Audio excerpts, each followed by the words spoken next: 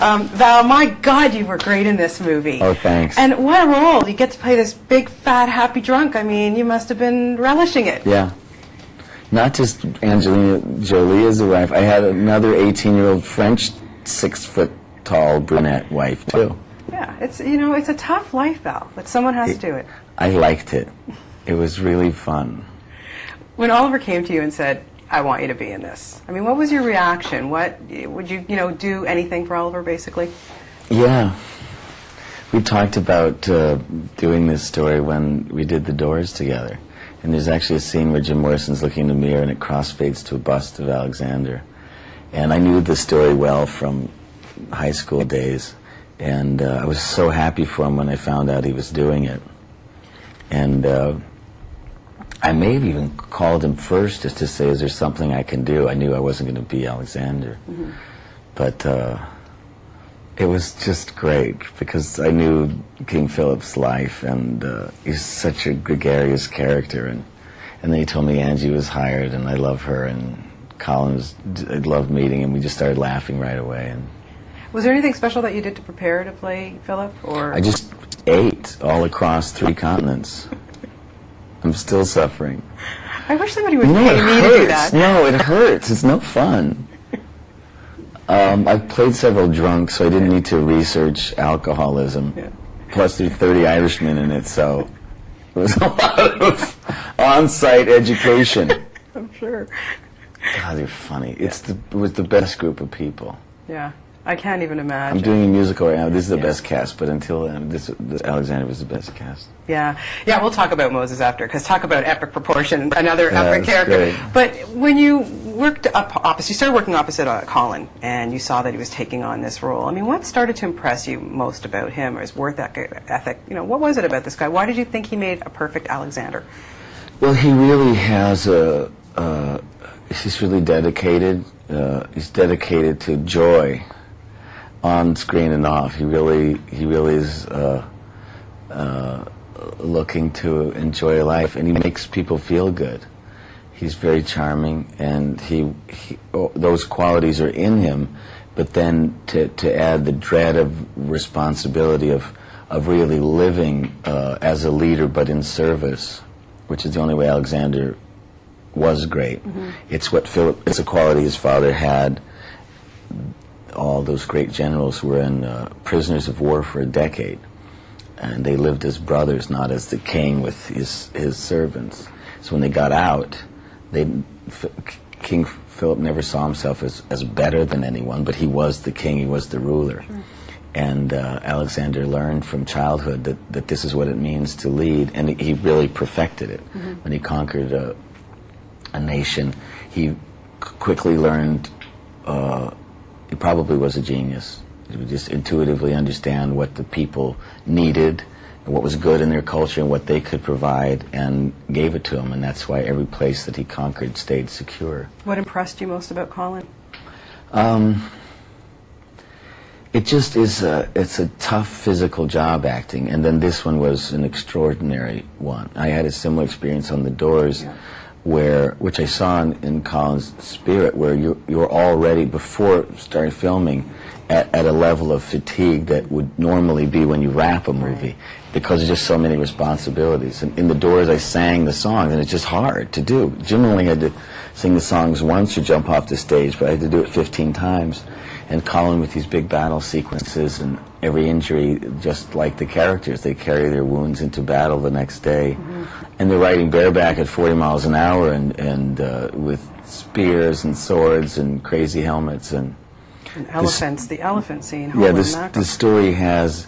what I love most about the thing about the film in the completed form is that you can't compare it to anything. Yeah. But when you do, it's up there with great films like Lawrence of Arabia and the biggest, best, most innovative epics that have been made. This is one of them. Nobody knows Oliver Stone better than you on this cast anyways, that's for sure. And I was wondering, I mean, you've known him for so many years, you've worked with him. How had he changed, and why do you strive to work so hard for this man? I think he's now more willing to, he's just learned a lot. He's been very dedicated to know himself, which is maybe the first responsibility of an artist, and then been willing to share. I think that great art comes when an artist is willing to share their weaknesses and what he wants to know and understand about his father, or how his father affected him negatively or positively.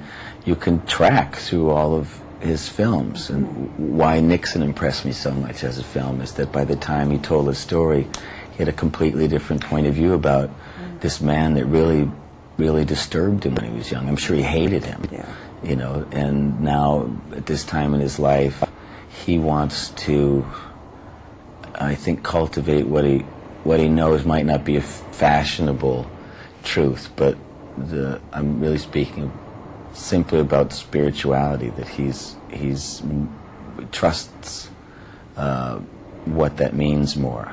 And so his stories are more sensitive, he's more confident, and like you see, there's a greater stillness in this than any other film, even though it's such a huge size.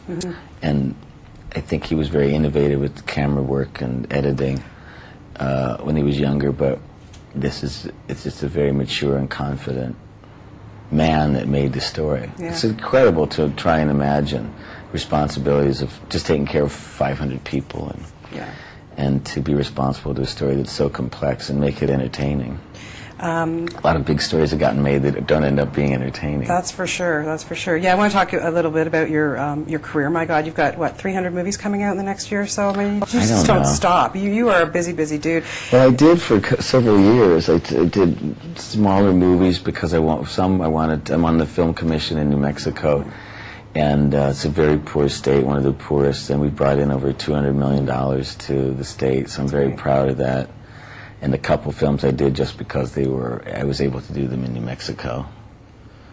And one I did a bit part just to say hi to Tommy Lee Jones, but mainly to stare at Kate Blanchett, who's ridiculously talented. She'd pick up a shovel and go, wow, I've never seen a shovel that was so interestingly picked up. And working with Robert Downey Jr., I'm looking forward to that. Yes, I had so much fun. I've been looking to do a comedy for a long time, and no one would let me. But Joel Silver did, and it's a great screenplay. The guy wrote the first couple of Lethal Weapons, and Robert's really brilliant. Now you're playing Moses on stage right now, which must be a thrill for you. In a musical, not just Parting the Red Seas, but singing all the way through it. Amazing.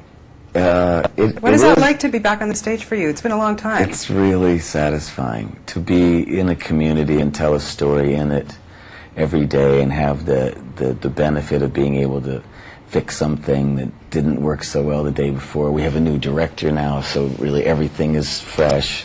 And it's a huge theater. It's twice the size of every Broadway house. It's 3,500 seats. Would you consider touring it? I have, yeah. Also making a film of it. And Toronto's a big theater market, my friend. I know. So, talk to the Mervishes. I will. Totally bring it. I would love to see that. They did a French production of it in Montreal, but it was French. Oh, okay, yeah, I would make you do it in French, but when are we going to see Val Kilmer behind the camera? When are you going to direct something? I was getting ready to do just that when I got offered this musical, and playing Moses was just more, I knew it would be a more valuable experience than the stories that I have, but I'm pursuing it. Well, we'd love to see that. Thanks. Best of luck to you. Always a pleasure to talk to you. You. Thank you so much. All right. Thanks, Val. Bye.